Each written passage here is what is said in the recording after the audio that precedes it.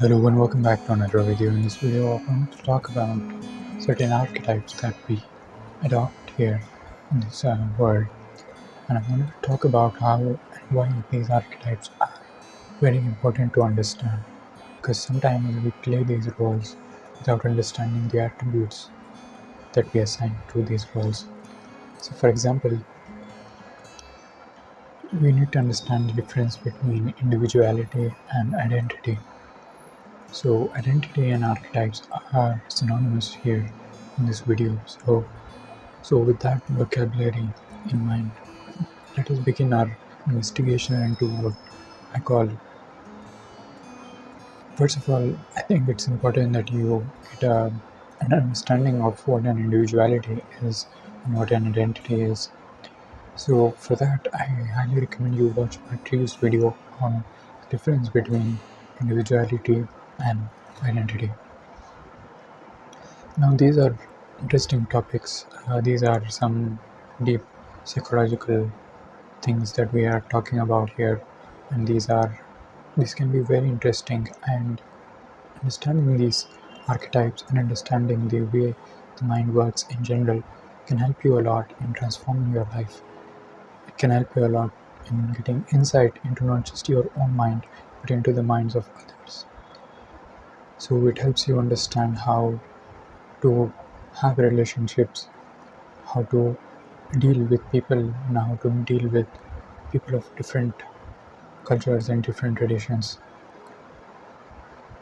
And it's important to understand that whenever you are having a relationship with someone, whether it be a friendship of some kind, whether it be a business partnership of some kind, it is important to understand that whenever you are interacting with another person, you are interacting with their identity. Now, I've talked a lot about identity on this channel and how it is completely different from individuality.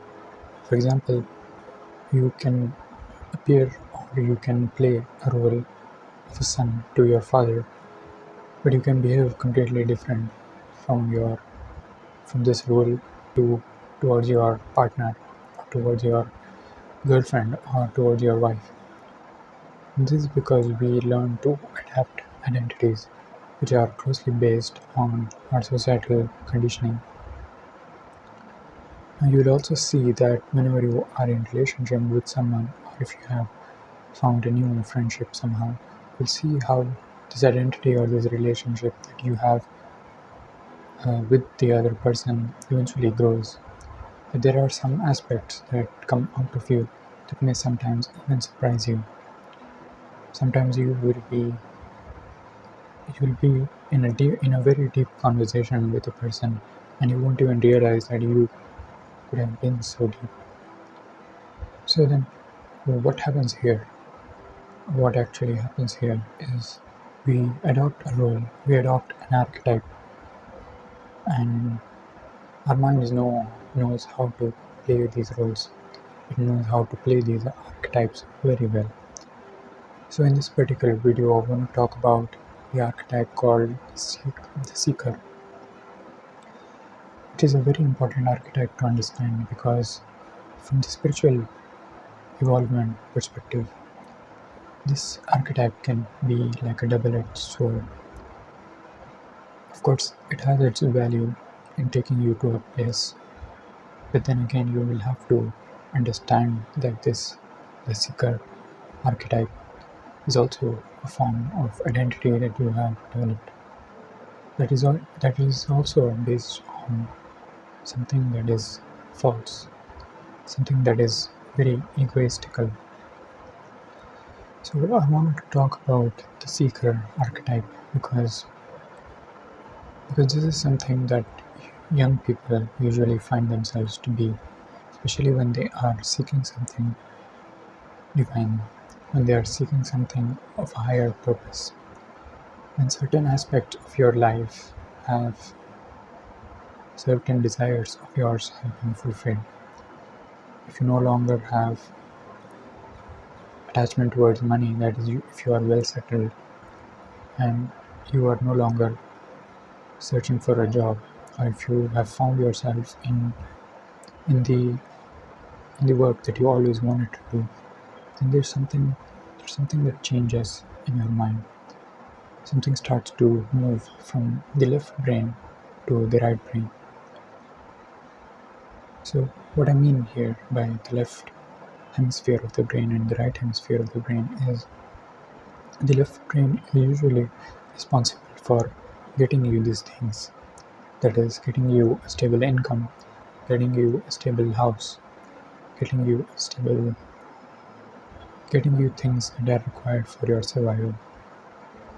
Now, once you have these things in your survival, the work of the left hemisphere of your brain starts to decline. That is, it starts to, since it has already found what it was looking for, your attention starts moving towards the right hemisphere. This can be signified by your interest in arts and your interest in higher purpose. The easiest way that we find, if we look at the adults or if we look at the people from 25 to 30 years of age, we find that they are seeking something. They are seeking something religiously, they are seeking something spiritually, or some are even trying to become artists, writers. Now, this seeking starts when your attention moves from the left hemisphere of your brain towards your right hemisphere, and something starts to happen. Is our identity or our individuality starts to move closer towards what Carl Jung calls archetypes, and, and we move towards the seeker archetype, the one who is very passionate about something. Now, the seeker is very passionate about certain things, so it starts to meditate, it starts to do it starts to paint, it starts to write, and you will see that the more you are connected to this archetype of the seeker, the more you are devouring books, the more you are after knowledge, the more you are looking for the truth. The seeker does this. The seeker is always on the lookout for wisdom, is always on the lookout for a new book, is always on the lookout for getting that divine spirit in him, what it wants.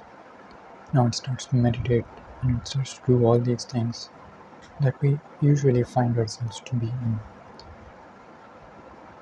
So then, the seeker can be like a double-edged sword. Of course, it has its purpose. It can take you to a certain stage, but it can also become a detriment when it comes to actual spiritual involvement. That is, unless and until you drop this identity of the seeker, you will find yourself stuck. That is, you will find yourself seeking and seeking and seeking. The seeker has ways to get energy from the source of nature. It has so much energy that it is capable of reading 100 books, that it is capable of acquiring knowledge of all kinds, it is capable of doing research, it is capable of traveling to temples and mosques and going this journey for the truth. It is capable of meditating for long hours, and it can do all sorts of things. It can go to gurus, it can go in spiritual retreats, whatever it may be. The seeker is very passionate. It wants to do something for the divine purpose, because now it has seen that the small purposes that it used to have before, that is the purpose of a job, the purpose that you wanted a nice house for yourself, that you wanted a nice partner, all these purposes have been fulfilled. Now it wants to go on a journey that will link it to the divine. But the more you are connected to the seeker archetype, the more you will see that you will become alienated. You will detach from the society. You will think that somehow you are doing God's work, that you are somehow on a divine purpose. Now your purpose is of the higher kind, and it is of a nature that usually the normal people out there in the world are not doing, that you are doing. The seeker always has this. And if you look into a person's eyes closely, you'll see that no matter how much great they may be, their ego never really drops because of this. So it's important to understand that the seeker archetype has to eventually be let go of. I've been a seeker for a long time, and I can tell you that the more you seek, the more egotistical you will become, the more you will feel as if you have knowledge of a higher kind, that others are somehow below you, that they are not searching for what you are searching for. You are searching for the highest. You are searching for God, right? This is what the seeker wants. It wants to search for God, and it wants to somehow dominate the world by searching for the highest, searching for God Himself. But the thing is, God is very simple to find. It is not to be found in all these activities. It is not to be found in meditation. It is not to be found in traveling to the Himalayas or going and trekking the mountains. It is not to be found in another guru or in another master. It cannot be found in the books, in the knowledge that we gather here as seekers.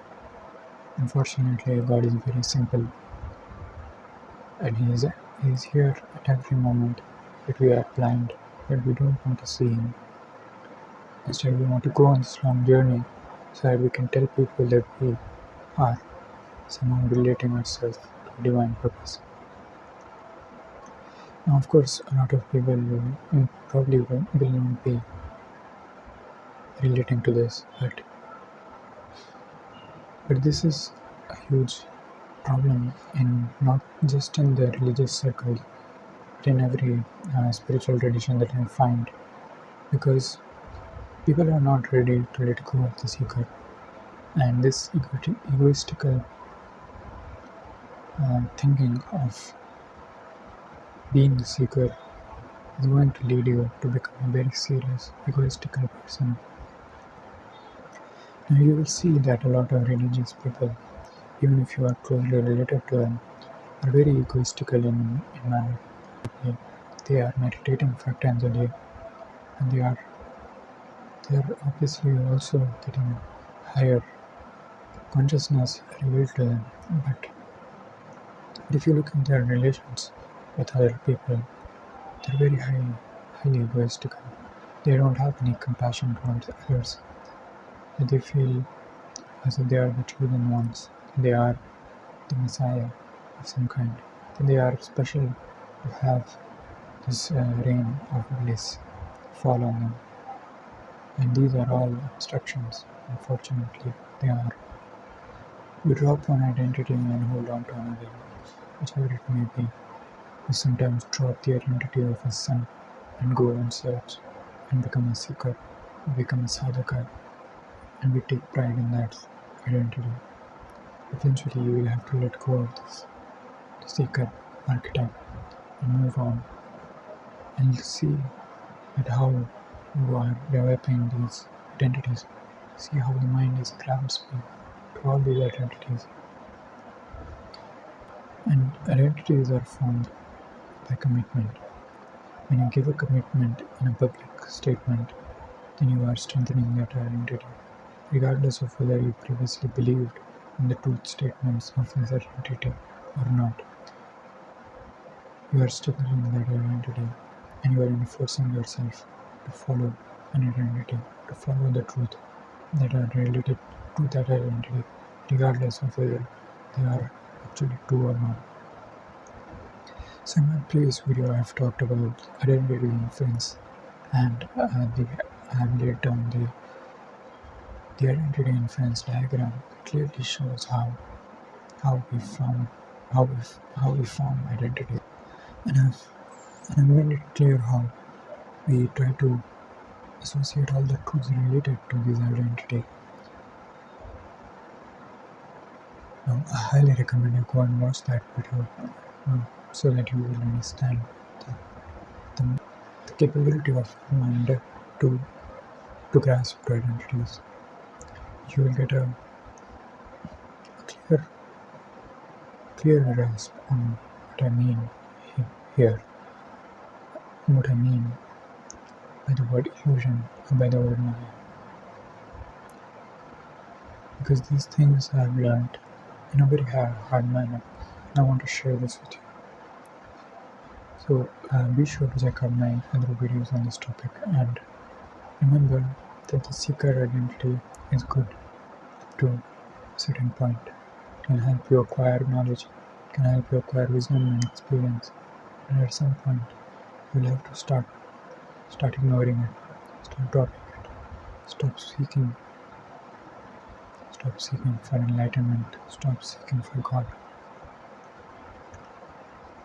stop seeking for that glimpse that you have even in meditation. Stop it, and you will see that becoming desireless, something that is even beyond enlightenment, that becoming desireless makes you peaceful in a way that is not really expressible. You will understand that the thing that you are searching for can really never be grasped. Unfortunately, it can really never be grasped. So thank you for watching this video. In my next video, I will be posting other types of archetypes and other identities that we are prone to identify ourselves with. So be careful and look at your identities, evaluate your relations with others, and always be conscious of how you are forming these identities. So thank you for watching this video.